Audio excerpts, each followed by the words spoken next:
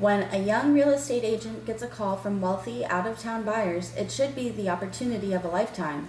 But for Lindsay Buziak, it became something far darker. And on February 2nd, 2008, while showing a house to her potential clients, she had also walked into a carefully planned trap. This is the story of the unsolved murder of Lindsay Buziak.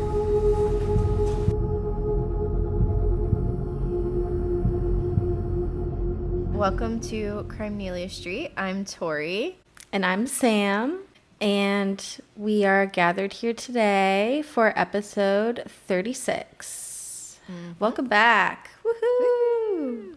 I have a lot of bevies tonight. I guess it's just one more than usual, and that one's not exciting, but I feel really full over here on my bevy counter. So I've got my tea. And I did one chai tea in it. I'm a double bag girly. Absolutely. That could be misconstrued.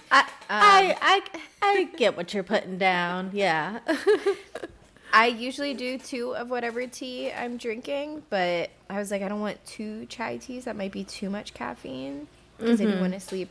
It's like I want to be very awake for this next hour to 2 that we're recording, and then I want to pass out after. Absolutely. I want to go from like so awake to just sleeping before I can even reach my bed. Yeah, horizontal immediately. Absolutely. Yeah. So I've tried 1 chai and then 1 peppermint, which it wakes you up, but like it's not caffeine, you know? Right. So. Right. Just herbally. Right. Which like, is that really anything? Right. So there's that. A little creative with the tea tonight. Lime bubbly, always. Nice. Love it. I went high noon this time. I just have like 1,000 of these in my fridge from the Super Bowl still. When was the Super Bowl? Yeah. It was earlier. Ago. Yeah. And then I brought a flat water tonight as well, in case, I had too many bubbles. Yeah, absolutely. You gotta calm it down with the flat bevy. Well, that sounds delightful. I just have 2 bevies. Yeah. I am insane, and I'm drinking an iced coffee at 9:17 p.m. But it'll be fine. Caffeine, it will wake me up for a little bit, but I can definitely fall asleep afterwards easily, thankfully. I don't know what it is. Yeah, very short-lived. And then I also have, it's a bit watered down now, but it's a Diet Coke with some lemon in it. Usually I do lime. Oh, yummy. But I was feeling lemon. So it's not super crisp. It's not super crisp, right, because I forgot to put it in the freezer. I usually like to put it in the freezer for a little bit. Oh, wow. Okay. Which is a dangerous game because I also forget a lot of the time, but it's fine. Right. But lately I've just been like, ooh, I love crushed ice in my DC, but it doesn't. Yeah, short life. Chug it. Yeah, for sure. But it's fine. I'll still drink it. But yeah, that's what I got for tonight. Yum. I like the lemon in the Diet Coke. That sounds yummy. Oh, yeah. I love it. Well, not that I don't like. I'm just not a Pepsi girly. I'm strictly. Right. Yeah, exactly. I mean, my thoughts exactly. But they used to have Pepsi Twist. And there was like a commercial with the Osbournes, and I actually really loved a Pepsi Twist. That was way back in the day, but I feel like I remember that maybe. It was just a moment in time. Could be. I could have made it up in my head right now. Just like the Sinbad movie. I know that Mandela effect has been beaten to the ground, but I swear I remember that movie. Is it not? Because there's the Shaq one. Okay. And then the Sinbad one. And I just before I even knew what a Mandela effect was, I've thought about this movie. So it's like, only to find out it's not real. And that's pretty rude. So. Did I tell you about, there was some weird Mandela effect? Oh, no, we did talk about that. The bridge. The bridge. The Howard Frank land. I guess we just haven't noticed it throughout all these years. Which is crazy. And it's just crazy because, like, I vividly can see in my mind, like, Franklin spelled on one of those big green, like, interstate signs. But my brain just created that, I guess. Or we jump timelines. Or that. It has to be one or the other. So those are some crazy odds. I think we should do our names. Oh, shoot, our names. That's right. I forgot. Sam tonight is FU Ticketmaster, and, like, I could not agree more. Like, yes. We're just flying birds over here right now. Exactly. Yes. Ticketmaster / Live Nation. And it's kind of Taylor adjacent because the whole hoopla, I feel, kind of started, even though this has been happening for a long time, the pushback really started with the Eras Tour and how insane ticket prices were. And I think just today or yesterday, a jury ruled that they were acting as a monopoly, which is like super illegal. Right. So, and I don't even know, from my understanding, it wasn't so much like the initial ticket prices, it was how many tickets they had set aside for each like sale, because there was like 3 pre-sales and then like the general sale, and they were supposed to only have like so many tickets set aside for the pre-sales, but they sold out of all the tickets in like the first pre-sale, and then there's like the Capital One sale, and like there were no more tickets left for that. Right. And then the general sale, there was like absolutely no tickets left for, and it was just like, well, if you're Ticketmaster and you have all these systems in place that like we fucking pay fees into all the time, then why can't you provide something that actually makes sense and is fair to everyone? Which I will say, it has been much more difficult to get tickets since then, because it's a lot harder to get a ticket in the pre-sale than it was pre hoopla. But hoopla, yes, yeah. And then people are like, well, why doesn't Taylor just don't use Ticketmaster, then just, she started her own record label, or I don't think did she start her own record label? She recorded her own records, she can think outside the box. Why doesn't she start her own Ticketmaster? People were saying, and you can't, and this is where the monopoly part comes in, because Live Nation owns all of the arenas, so there's nowhere to play if you don't sell if you have crowds Taylor size and you don't sell through right. So yeah, what a racket. Tori this evening is Invisible Strings, which amazing song. I did this one just because they sent out their wedding invites recently. I don't know if you saw that.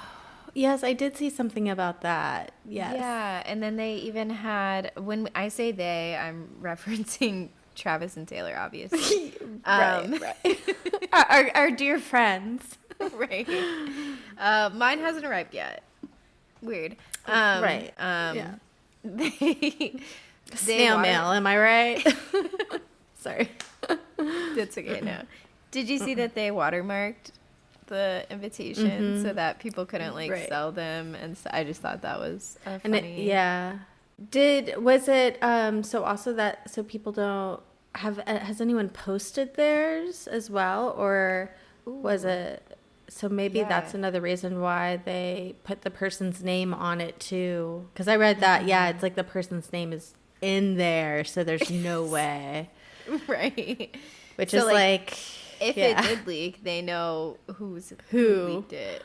Right. Who's responsible, which is like crazy. Like, I wonder what that phone call would be like. Oh my God.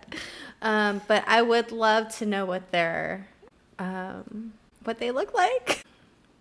All right. So are you ready to fuck some shit up? Let's fuck it up. All right. Lindsay Elizabeth Buziak was born on November the 2nd, 1983, to Jeff and Evelyn Buziak in picturesque Victoria, British Columbia. Her father, Jeff, was a local real estate agent, and her mother, Evelyn, was a stay-at-home mom to Lindsay and her younger sister, Sarah. And although her parents divorced in her teens and her dad moved to Calgary, Alberta, she stayed close with her family and shared a tight bond with her little sister. She was known as warm and outgoing and had a natural ability to connect with people around her. Her mother said that she was smart and full of joy and had a kindness about her shown in situations such as Lindsay sticking up for a boy who was being bullied at school. After graduating high school, that personality translated into ambition, and she started working early and eventually decided to follow her father's footsteps into real estate, and in June 2006, she graduated from the University of British Columbia's Real Estate Trading Services program and earned her license, becoming one of 20 real estate agents in Victoria who were under the age of 25. Oh, wow. That's impressive. Oh, that yeah. was that's a lot of words, that program I know, I was like... Woo. To take a breath in the middle of it almost. Right. And you can see picture number 2 is just her as a child. Just a cute little picture. So cute. And then the next one is Lindsay and her father, Jeff. They were very, very close. She was close with her mother as well, but I feel like from what it seems like she had just a special relationship with her dad. Yeah. And then they probably like worked together too, so I'm sure that brings them closer. Mm-hmm. And like you can imagine, he probably gave her advice and showed her the ropes of being in real estate and everything. So while attending UBC, her mentor Helen Jones would hold a real estate workshop, and it was there that she met a man named Jason Zulio. She had heard of him before. He was a popular former competitive hockey player and came from a prominent family in the real estate scene in Victoria. They hit it off immediately, and by 2007, they were dating and living together in a one-bedroom condo in the upscale Inner Harbor area owned by the Zalio family. I feel like a hockey player in Victoria has to be like royalty, right? Right. I would think Do so. we have any Canadian listeners? Well, Sam's Canadian. Yes.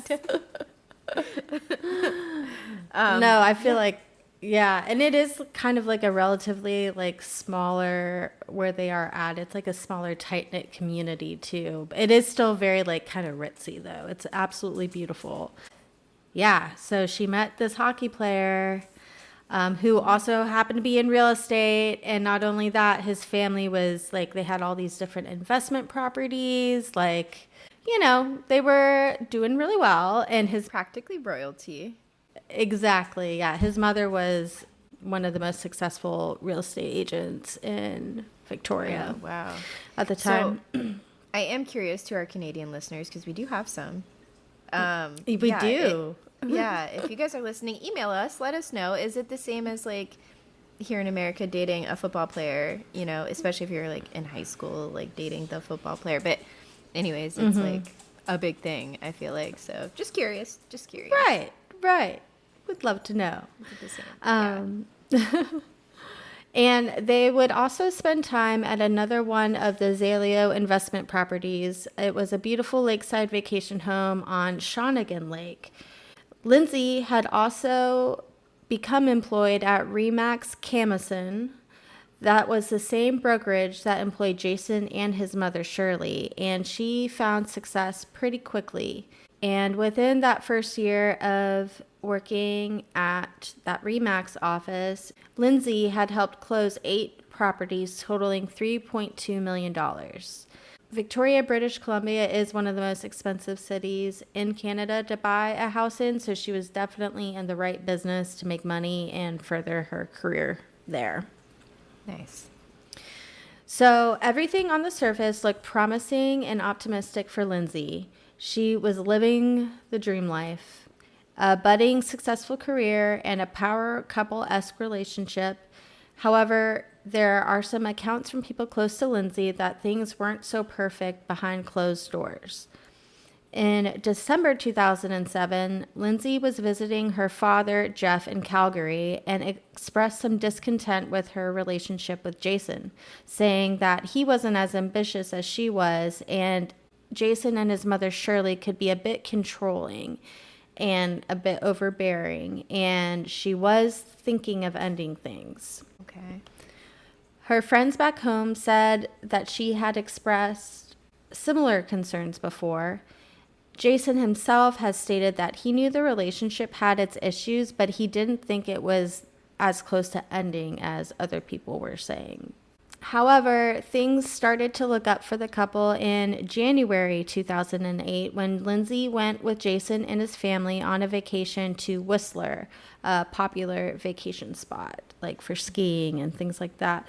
And when she returned, her circle of friends agreed that she seemed a lot happier in the relationship and confident that her and Jason could get through their issues together.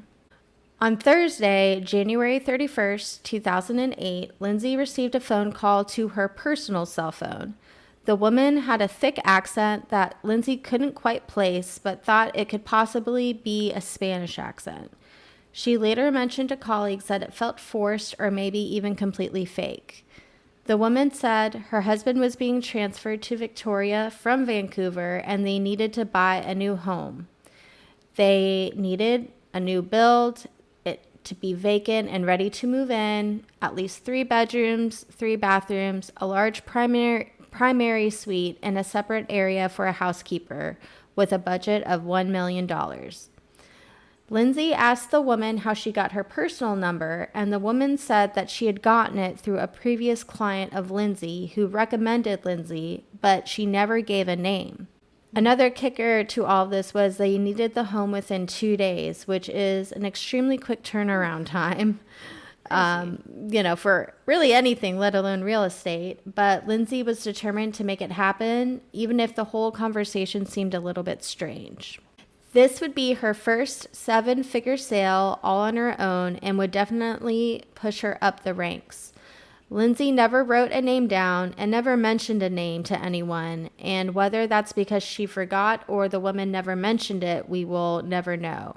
She did have the number saved in her phone as $1 million, and within the next couple of days, Lindsay spoke to several people about how she was excited but felt uneasy about the whole situation. How the accent seemed fake or forced, and the way this client got her personal cell phone number in the first place.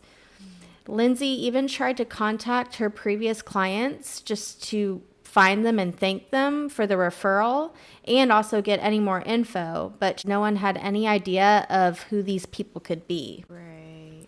So, very odd for sure. So she's like kind of picking up on that it's strange, but driven by the fact that it could really like push her career forward.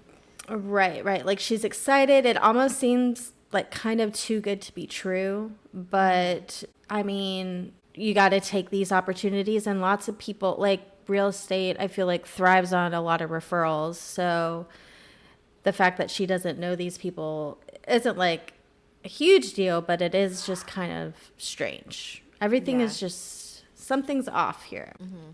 She had a busy weekend that weekend as well, which was causing her a little bit of anxiety because she was surprising her best friend with a bachelorette party that weekend. And so she needed to be at this bachelorette party on Saturday night, which is when the clients were trying to view the home.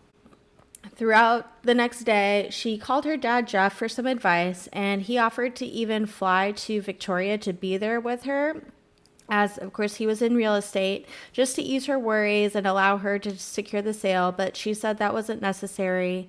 Jason, her boyfriend, offered a couple of times that he could help. He said that he would be happy to show the homes to the couple himself. That way she wouldn't risk being late for the bachelorette parties, and she wouldn't have to deal with the mysterious couple that she was feeling uneasy about. Yeah. But Lindsay really wanted to do this by herself. Jason then offered to accompany her to the showings, and she said no, but she did agree that he could park outside of the home while she is showing it, and that way she could still accomplish this by herself, but also have that peace of mind that he's right there. So the next day, around 7 p.m. on Friday, February 1st, 2008, Shirley Zaleo, Jason's mother, stopped by Jason and Lindsay's condo.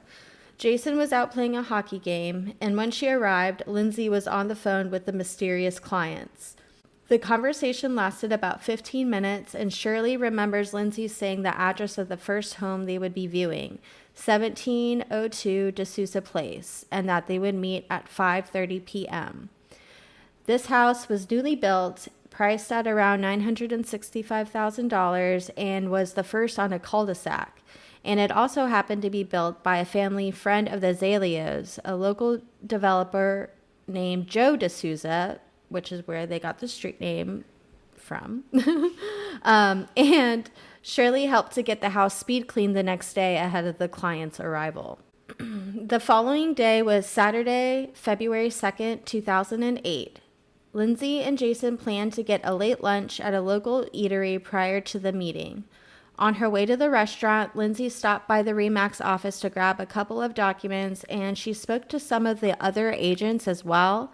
They said she appeared uneasy and expressed some concern about the showing. 2 agents offered to attend the showing with her, but she declined because she said that Jason was going to be there with her at 5:30 and just wait outside. She then headed to the restaurant to meet Jason, where they enjoyed lunch together. The bill was paid at 4:24 p.m., and they went their separate ways.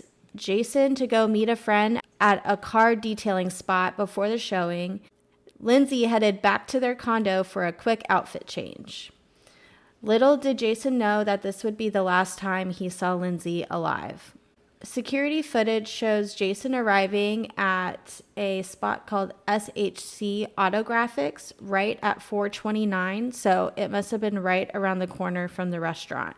He picked up a friend named Cohen Oatman from the shop, and then they were seen leaving in Jason's Range Rover at 5:30 p.m. The two had plans to attend a hockey game that evening after Lindsay's showing. Jason explained to Cohen about the situation with the showing and how Lindsay felt uneasy, and that this would really just be a quick pit stop they would have to make before the game. He also texted Lindsay at 5:29 p.m. saying he's about 9 miles away, and Lindsay responded, "Okay, I'll see you in a bit." Lindsay must have gotten to the property around 5:20 p.m. The last person to lock the home on the lockbox was the developer himself, Joe D'Souza, at 5 p.m., who had shown up with the cleaners earlier on in the day to make sure everything looked perfect for the showing. And with this being a very new neighborhood, Jason's GPS on his Range Rover was having trouble locating the address, so he gave Lindsay a quick call to get some further directions. She began telling him how to get to the house when she said, "They're here, I've got to go," and hung up quickly. Also, just before 5:30 p.m., witnesses in the neighborhood saw a man and a woman walking near the home and saw them greet Lindsay in the driveway, which is interesting that they only saw them walking. They never saw any kind of vehicle or anything like that. Right. So the man was about 6 feet tall. He was Caucasian and had dark hair and was described as well-dressed. He wore a longer light brown jacket that went past his waist, kind of like mid-thigh. And the woman was also described as Caucasian, from 35 to 45 years old. She had short blonde hair and wore a dress with a pretty distinctive pattern. It was red, white, and black, like swirls. Based on the body language from Lindsay, it appears that she had never met them before. She shook hands with both of them and appeared to engage in friendly conversation, and the showing began with the lockbox being opened at 5:29 p.m. She would lead the couple in the house and close the door behind her. She took off her shoes by the entryway, and you can imagine began to show the different amenities and features of the home. Now, with the call ending before he could get the final directions from Lindsay, Jason actually called his younger brother, Ryan, who was a fellow real estate agent. And with his help, he was able to get the correct directions to 1702 D'Souza Place. Jason sent a text at 5:38 p.m. to Lindsay saying he was only a few minutes away. However, this would never be opened by Lindsay. So at this point, the showing moved upstairs to the second floor where the primary bedroom suite was located. The couple appeared to follow Lindsay up the stairs sometime around 5:40 to 5:41 p.m. when the unthinkable happened. With her back turned, one of the pair began attacking her brutally with a knife. Lindsay showed no defensive wounds, so it must have incapacitated her pretty quickly without any chance of her defending herself. The attack has been described as vicious, with over 40 stab wounds concentrated on her chest, face, and neck area. Oh my gosh. Now, at the same time this attack is happening, Lindsay's cell phone does something weird. It is still in her jacket pocket, and it makes an accidental call to an old friend that Lindsay hadn't even spoken to in years. It was just a contact she had in her phone. And this friend received a voicemail that only had like muffled noises from inside the house. It just sounded like a lot of movement. Wow. Right. Wow, Which is that is so horrific. Mm-hmm. Imagine like being that old frild and like getting a weird voicemail and being like, huh, that's weird. And then later finding out. Dial. Right. Oh my gosh. So crazy. So what is these people's motivation? I know. It's so strange. And like neighbors have seen, they reported seeing the couple. So it's, right. And it's like just so.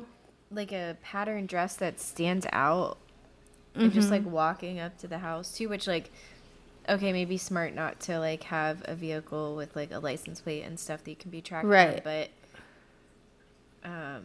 it stands out, I feel like, to just be walking up right. to $1 million home. Exactly, for sure. At approximately 5:45 p.m., Jason and Cohen turned down the street onto the cul-de-sac.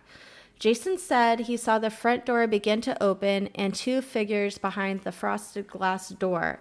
However, as the figures appeared to see the Range Rover pull up, they quickly shut the door. And Jason was thinking at this time that the showing was still going on. So you can imagine that he didn't want to like intrude on the showing or interrupt such a big sale. So the two men waited for about 10 minutes before they started to get concerned. It's starting to get darker and darker outside, and the house just started to look like there wasn't much movement inside. Jason sent a text to Lindsay asking, "Are you okay?" with no response. He then began calling her over and over, but no answer. Jason walked up to the door and rang the doorbell and did not get an answer. And then he rang it again and again and again and again. He then frantically called 911 at 6:05 p.m. as himself and Cohen were running around to the backyard of the home to see if there was another way inside, as the front door was locked shut. As he was talking to the dispatcher, he said that he was worried about his girlfriend who was showing a house and he hadn't been able to reach her. While he was on the phone still, he lifted Cohen over the fence as Cohen was able to see that the patio doors were left wide open. The 911 call gets dropped as Cohen gets over the fence and rushes to the front door to let Jason inside. Through the frosted glass, he could see Lindsay's shoes still lying there in the entryway from when she took them off. I just thought that was such a chilling detail. Honestly, and to it's see just that, I just feel like we all get paranoid about like little things all the time in our lives, and then you survive it, and then you're like, oh man, I was so silly for like worrying about that. And I'm sure that's kind of how they were going into this as well. Like it's a little weird, but like it's gonna be fine, and we'll be happy we did it on the other side. And it's just like their worst nightmares coming true. Yeah, for sure. The 911 call gets dropped as Cohen gets over the fence and rushes to the front door to let Jason inside. The two men split up, with Cohen looking through the first floor as Jason rushes up the stairs yelling Lindsay's name. As he gets to the top of the staircase, he sees a horrific sight in front of him. There, slumped against a wall in the primary bedroom, was Lindsay in a pool of blood. Jason immediately attempts CPR, and then a second 911 phone call from Cohen is made at 6:11 p.m. However, at this point, police are already on their way and entering the cul-de-sac because of the first call. Jason was later describing the events to reporters and said that he could hear air, describing how the air he breathed into Lindsay escaped through her stab wounds. Oh my gosh. Ugh, so horrific, dude. Then police and EMT arrived to see Jason and Cohen urgently waving from the upstairs front window. They also attempt life-saving measures, but unfortunately it was too late and Lindsay Buziak was gone. I'm sure that some of these questions are going to get answered, but I just have so many right now. Like, it just seems like such a strange setup. That it's like how these people must be doing this in more than one place, right? Like, they've got to be linked elsewhere. They're not just showing up and doing this one time. I mean, they seem very, this was planned, and it seems like a very, it's not just like, oh, let's just like murder someone random, so. Right. Because to her personal number, and then super quick too, because they're leaving the house 3 to 4 minutes after they murdered her. Yeah, absolutely. So, of course, Jason was distraught at this point, and he kept repeating how if he would have been there just 10 minutes earlier, she would still be alive. Jason and Cohen were both brought in for questioning. However, police cleared them of any suspicion. Apart from a few bloody footprints leading out of the home, police were unable to find any physical evidence at the scene. There were no fibers or fingerprints. There was no murder weapon, no hair.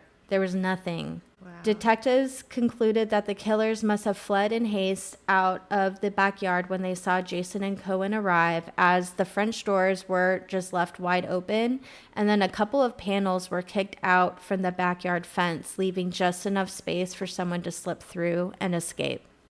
Even with the quick, seemingly kind of unplanned escape like that, detectives determined this to be a meticulously planned homicide.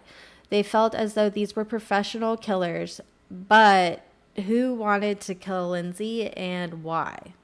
So Jason became incredibly frustrated with the police and how the investigation began that night.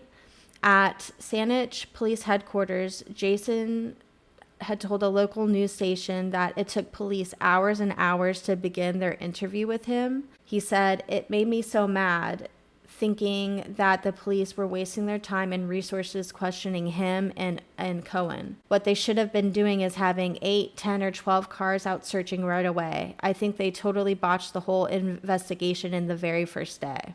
Do we know that they weren't searching right away? It just appears that, like, they were so focused on Jason and Cohen and thinking they were the ones that did that they thought that they caught the killers, because it's like, here's the boyfriend, Right, and, like, obviously you do have to investigate that. Right? So, like, I was a little annoyed. He was annoyed that they're questioning him. But, like, also you have to investigate. Like, you have those people. They're caught. Mm-hmm. So, like, they can simmer there. Maybe be out looking in case there's someone else too. Right, for sure. And I'm sure if they had, I wonder at what point did they interview the neighbors that saw the couple, in the first place, and I wonder how long it took them to get there. Right. Nevertheless, Jason said that he cooperated fully with investigators. He took a polygraph test, and he turned over his phone and his laptop and the laptop that himself and Lindsay shared. So Jason and Cohen were eventually cleared of any suspicion and released the following morning. And with the timeline and their alibis in place, it would have been physically impossible for them to commit the crime, really. Right. So the phone the couple used to contact Lindsay was a burner phone. It was purchased in late November 2007 at a convenience store on Davie Street in downtown Vancouver. What is the date that this happened? February the 2nd, 2008. Okay. Yep, and then the phone was purchased in November 2007. Right. Okay. And the phone was activated in late January 2008 in the same vicinity that it was purchased in. Investigators found that the phone traveled to Victoria just 24 hours prior to Lindsay's murder. The first calls made to Lindsay were from Vancouver's West End neighborhood, confirmed by hits on cell towers in the city. Police said at least a half dozen calls were made to Lindsay, and then after her murder, the cell phone was never used again. And then also, unfortunately, so many months had gone by since it was actually purchased, they weren't able to get any security footage from those days as well. So another interesting factor in this case is what happened during Lindsay's trip to see her father in Calgary in December 2007, just a few months before her murder. And that was the trip where she kind of did express to her dad, oh, we might be having, I might be unhappy with my relationship, but that's just, just to give you a placer for it. So while she was there, she had made contact with some old acquaintances of hers. And at this time, a massive drug bust was being planned by local police involving one of those same acquaintances. And it's funny because the drug bust was nicknamed High Noon. Oh. So when you said I'm drinking a High Noon, I was like, oh, that's so funny. Did that on purpose. Right. We totally planned that. So this massive drug bust being planned by authorities in Calgary was nicknamed High Noon. And before she went back home, Lindsay had told her father, Jeff, that she saw something that she shouldn't have, but she wouldn't say exactly what. And then on January 2nd, 2008, police seized $8 million worth of cocaine and arrested several drug traffickers, and one of them being that old acquaintance of Lindsay's. And so this whole thing would lead to many different theories that Lindsay was actually an informant in the bust, therefore getting a hit placed on her. So police have widely dispelled this theory, as there is no evidence there's no evidence at all that Lindsay was an informant, and that the investigation had began quite a long time before Lindsay even went back to visit Calgary. So that's their kind of explanation for it. I do think it is interesting. Right. What did she see that she shouldn't have seen? Right, yeah. And she was not into, she would drink and stuff, but she was not a drug user at all. So another weird thing happened a few months after the murder. One of Lindsay's close friends named Nikki received a phone call in the middle of the night from a number she didn't recognize. It was a woman on the line, and she was talking, but Nikki was half asleep or half awake at the time. I wasn't fully understanding what the woman was saying, but she realized that the woman was talking in an unusual accent that she couldn't pick up from where. And it immediately made her think about Lindsay and the call that she had received as well. And the call ended abruptly, and she tried calling dozens of times, calling the number over and over and over again, until someone finally answered. And it was Shirley Zaleo, Jason's mother. So Shirley said it must have been completely by accident, that Shirley was actually trying to reach her secretary, who is also named Nikki. But this is super weird because Lindsay's friend Nikki was not in the real estate industry at all. So why would Shirley even have her number to begin with? And so Shirley says that the reason that she had it must have been from when Lindsay and Jason were dating, and that was one of her closest friends, and for some reason that she couldn't remember, Jason had put her number in there. But she also denies ever making that call to Nikki in the first place, which I guess it's It's just at very night? strange. Yeah, it was at night. So why is she calling her secretary at night too? That is another And good point. Speaking in a weird accent. Yeah. So that's another bit of That's so weird. a theory. Yeah, that it's something to do, like Shirley, I'm not sure how close they actually were, but that is just a theory that has floated around that she has something to do with it. And she was controlling. Yeah. Interesting. Also interesting, but Seems less far-fetched than drug bust theory to me. right.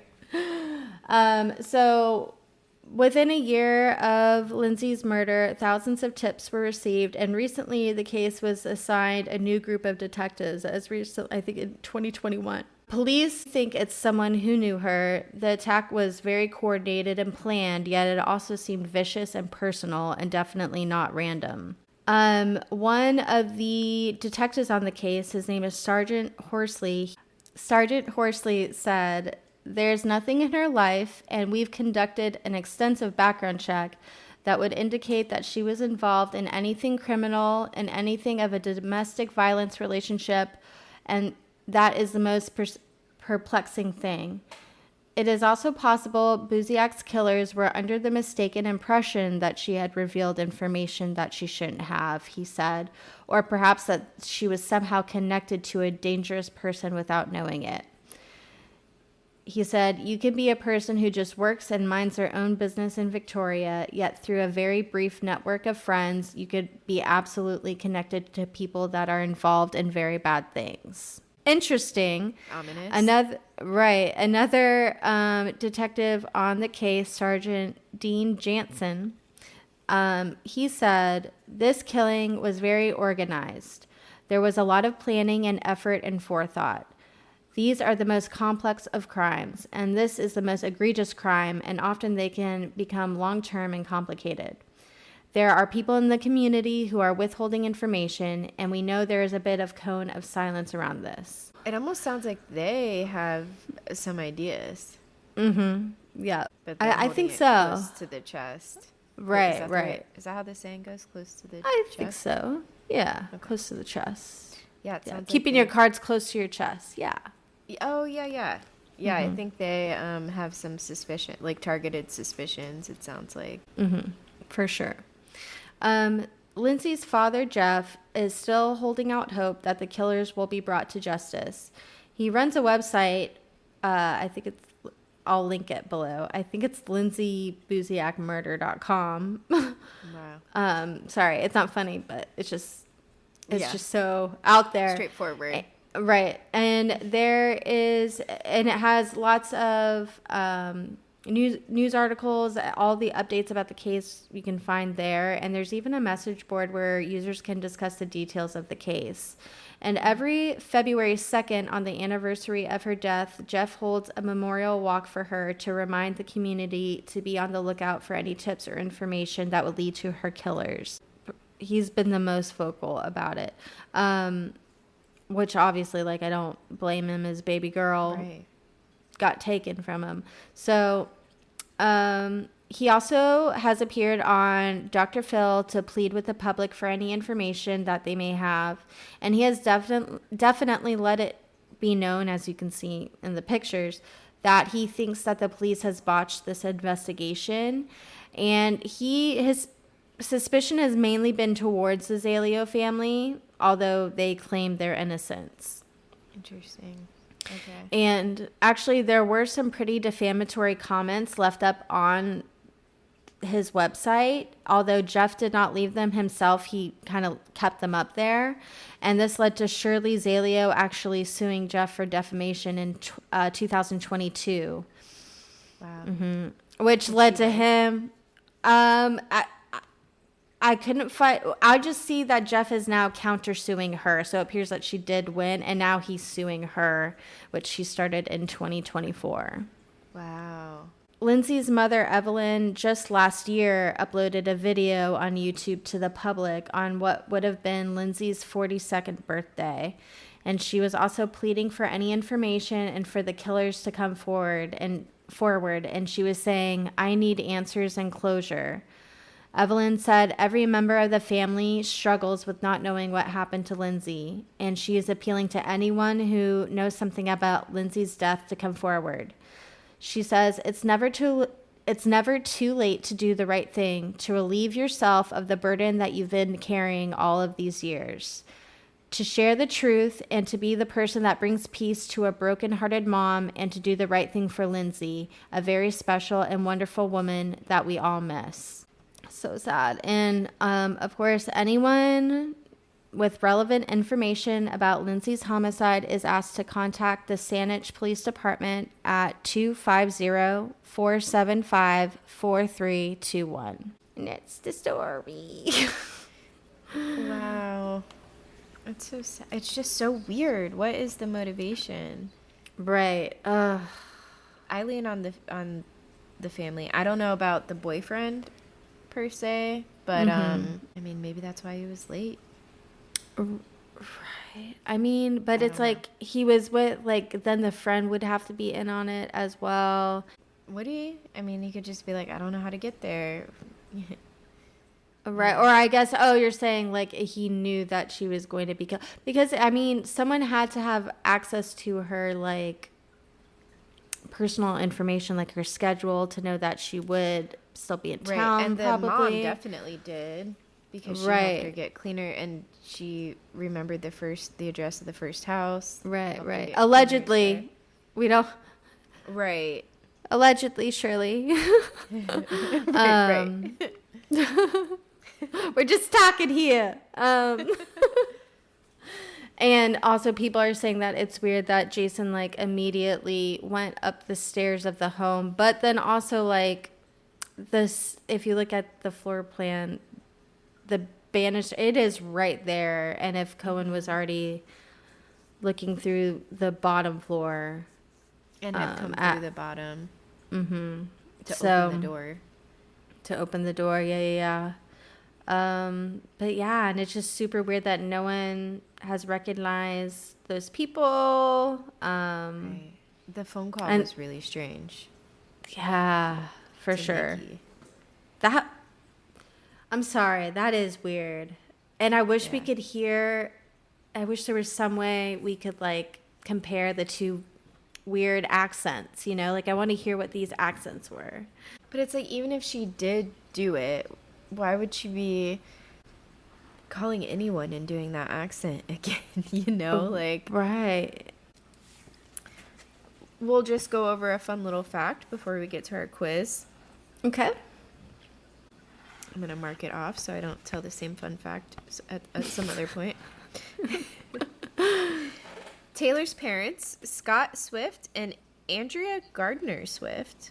I did not know Gardner was in there. I did not know the hyphen was a part of it. It's not a hyphen, so I wonder if it's a middle name or, like, a maiden name. Interesting. First met when Scott was on a business trip in Andrea's hometown of Harris County, Texas. Wow. Texas. Cute. Yeah. Huh. Interesting. The more you know. I wonder is there any major cities in Harris County, Texas? Oh, Houston. That's where my parents are. Wow. That's 6 a pretty degrees big of one. separation. Yeah. Right. Are you ready for some trivia? I'm ready for it. All right. What was the original title for Mary's song? And it's multiple choice. Okay. Your face just dropped.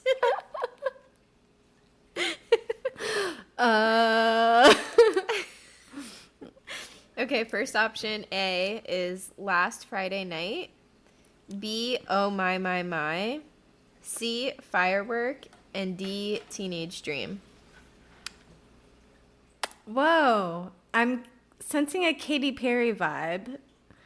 So it's like, because her song, she has a song called Last Friday Night, a song called Firework, and Teenage Dream. Like, those are all Katy Perry's things. So is this a trick question? Because then I would have to say, oh, my. But what if it's like Teenage Dream? I mean, I'm gonna say just oh my. I'm gonna say B. I was also gonna say oh my, and I didn't know any of that Katy Perry stuff. So let's check. Let's see. Okay. Which is lots of Katy Perry drama going on right now. B. Oh my. Look at us. Yes. It just felt like she would have called it that. I feel like I don't know. Right. Well, isn't it like right? Isn't it Mary's song and then parentheses? Oh my. Is it? It might be. Actually. Oh my goodness. Let's see.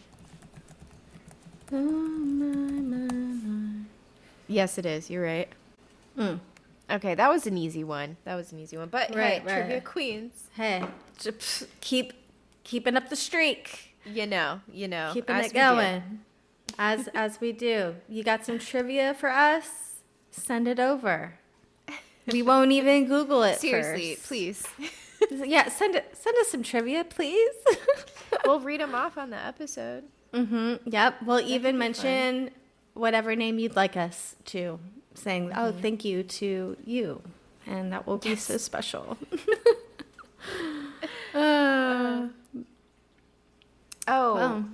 There was a thing I wanted to mention, a theory.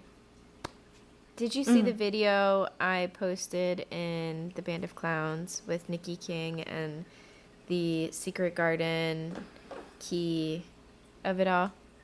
No. Oh, I see it. I think I see it now. The one with the Opalite music video? Yes. Yeah. Okay, so Nikki King found a Easter egg in the Opalite music video where it's like 1993. I think she specified in like an interview or something that this is in 1993. And then the lonely guy is going to the movie theater and he has a calendar up above his bed for like August in 1993. And then Nikki like looked out like what movies came out in August 1993. The Secret Garden came out in 1993. And then when he's in line to buy the tickets and he says 2 and he's got his loaf of bread or whatever that is that he's buying a ticket for, over him there is a key like in the background in the mall, like it's a store sign or something, but it's a key. So it's the Secret Garden. It's the key to the Secret Garden. Wow. In her mind. So yeah, that's amazing. The Secret Garden cool. in her mind. That is so neat. And there was more to it. Everyone should go to Nikki King's video. It was like 5 minutes long. But that's the nub and gist. Yeah. Yeah. That is so cool. I love that. Me too. Yeah, it's just like, dang, that can't be an accident. Like, no. That's crazy. No. Like the key over his head. Like, seriously. Right. I love that. And then, like, I wonder how many things like that are out there that we haven't discovered yet. So. And I wonder how much the key ties into everything, because now I'm going down a rabbit hole. Right. Because the Eras Tour key, the Eras Tour stage, right, was a key. The showgirl, the set list, if you center aligned it, made the Eras Tour stage, which is a key. And then the locks during the showgirl, like, merch release or not merch, but like the variant rollouts. You remember those, the different colored locks? Yes. There's 4 of them.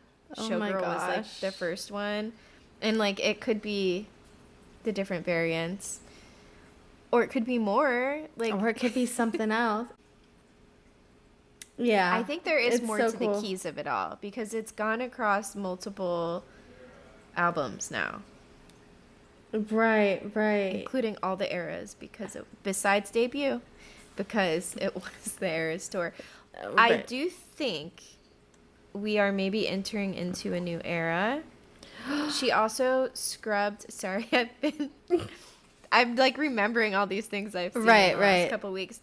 She also scrubbed her Spotify like little clips, and there's only one like tortured Poets Department clip on there now, and that one used to not have sound, and now it does have sound. I don't know what the sound is. But, oh my gosh. and it's the only one up. And then I was like reading the comments, because a lot of times you'll see people say, no, the videos are still up, you know, like right. it's like not even real. And then the author, someone did say that, the author responded and said, yeah, I've seen people say that, and then like if you click on the video, like the other videos that are still up, they bring you to that clip that's the only one up.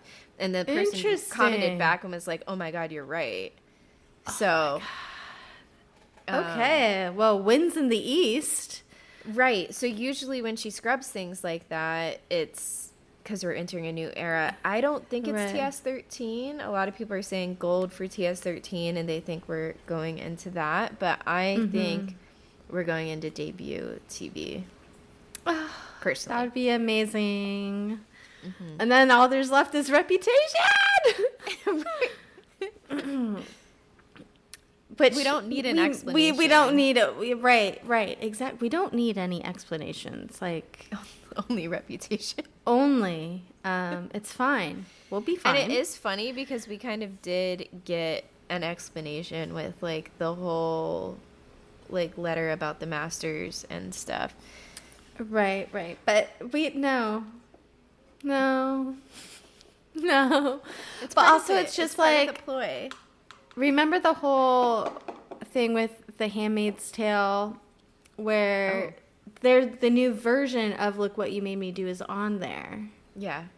Right. You know what I mean? So it's like, and it was She's so good. good. Some of it. Right. So you're telling me she's just going to never finish that project? She is the type of person that finishes the projects. You know what I mean? Like I start even with a broken heart. I'm the type of person where I start a project with vigor and enthusiasm, and then I randomly stop halfway through. That's how it just like stops holding my attention. Well, we all have our strengths. Exactly. And that I think is one of hers. That's what I'm deciding, and that's just the explanation. That is the explanation, and we will get it at some point in time. But we don't have to, of course. It's fine. No, I will live if we don't. But I think there's more in that saga for us than just the vault tracks. But we'll see. Yep, we'll see. Maybe Time will tell. Being optimistic. Right. We can hold on to hope, I think. Yeah. Delusional? I don't know. I just call it hopeful. Yeah. Probably. Both work. Interchangeable, really. Yep. Nice. Yep. Yep. Thank you for joining us on this week's episode of Crimenelia Street. You can follow us on TikTok at Crimenelia ST Podcast. Follow us on Instagram at Crimenelia Street. Like and subscribe or watch us on YouTube at Crimenelia Street Podcast. Or you can send us emails if you have any episode suggestions, any Taylor trivia, any maybe run-ins with true crime in your personal life that you'd like to share at crimeneliast@gmail.com. Bye, clowns. Bye, clowns.